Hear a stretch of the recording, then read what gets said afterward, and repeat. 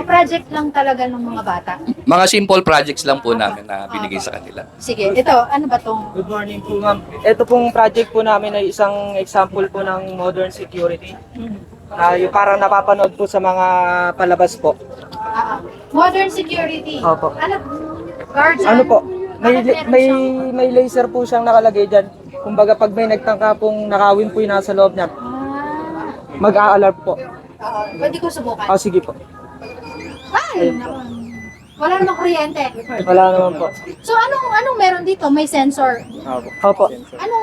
Hindi ko masyado kasi naintindihan yung Python at saka yung balik-balik. Sorry. Hindi na, sa regular na tao, hindi masyadong naintindihan yung mga programs na ginagamit sa mga ganito. At katulad nito, meron bang mga kuryente na ginamit dito? Baterya? O may Battery. computer program ba? May ano po, kumbaga Ano nga ulit yung mo ng pangalan mo ba? Ken Sunido po. Ken Sunido, anong year ka na? Third year po. Ng BSI. Opo. Ayan. Sige, i-explain mo. Kumbaga ito po, pinapagana po siya ng Arduino po. Na? Arduino. Okay. Arduino po. Ano yun? Yung pinaka-board po. Yung, So may electronics. opo. Tapos nilagyan po namin siya ng ano po, laser po. Dito po, tas sensor. Para po pagka yung laser, may tumama po kahit ano pong kuhan. Kunwari po, kamay po. Tinamaan po yung laser.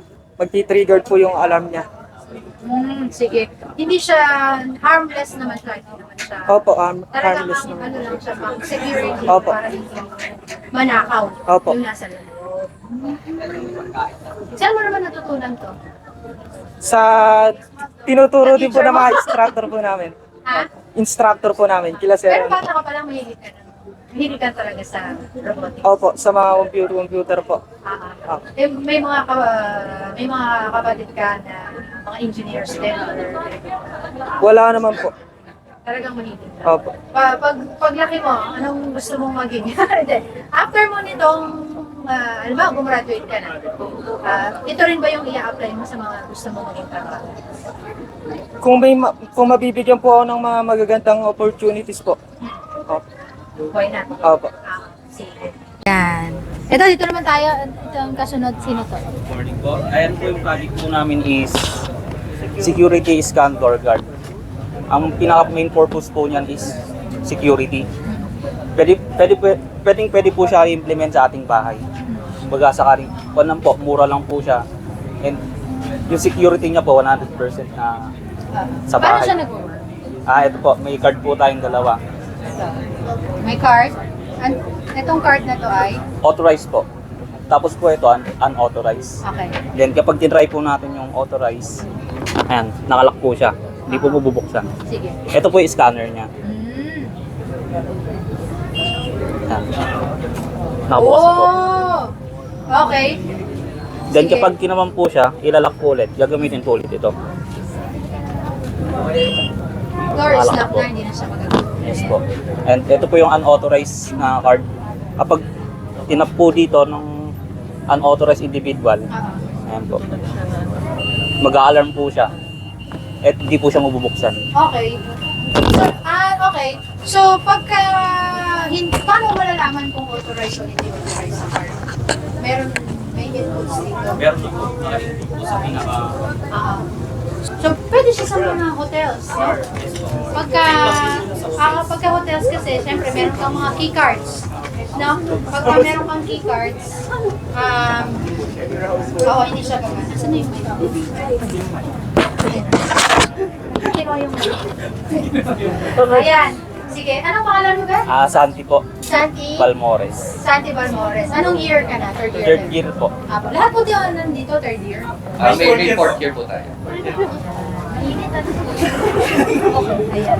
Kahiyahan pala yung mga CSI students. Sininervyos. Sige, po pwede rin ba siya, sa doors lang siya pwede? Pwede po yan sa doors. Sa bintana? Yes po, pwede rin po. Pwede rin. Basta i-apply lang siya. Apo. Yung security niya mismo sa So, pang bahay. Parang sasakyan kotse na may alarm. Apo. Tama ba? Paano siya nag-work? Ano to? May computer siya? Yes po, meron po dito. Sa loob? Ito po yung mga mukha niya. pinaka-main ano po, memory ko. Okay lang bang ilabas ko ng mga to? Anong tawag mo dun? Parang motherboard? Dun sa, yung may mga nakasasama. Opo, parang motherboard po siya. Doon po yung pinaka-memory niya. Doon po kami naglalagay ng code Oo. para po So, gumana, may computer din para po mag-function yung mga ano. yung mismong card. Opo. Yan po yung Arduino. Ano? Arduino. Arduino. Ano po tawag ko? Ano po? Ano Actually, yun sa- yung device na pinoprogram para sa robotics or whatever na innovations na pwede mong gawin. Ayun. Security naman. bank vault po. So dito po sa security bank vault po namin, yung vault po namin is ano po, gumamit po kami ng PIN po para po ma-open. Nang? PIN po. PIN, ng okay. pad po. So, ito. So, may keypad dito. So po pag nakaganyan, nakasara po. Pag nagbe-blink ng yellow. Nakalock po ako. Oo, nakalock yan. So pag ito po yung password niya, so ano ko po. So pag green po, naka-open na po siya. Bumukas na siya. Opo. Sige, saan mo nga? Ano ba laman yan? Play money po. Alam mo, may Tsaka po yung mga ano, print po na gold. Okay. Tapos, so ano ngayon ang sa security ano niya? Feature niya? Pagka mali yung pin na nilagay. Hindi po siya mag-open po.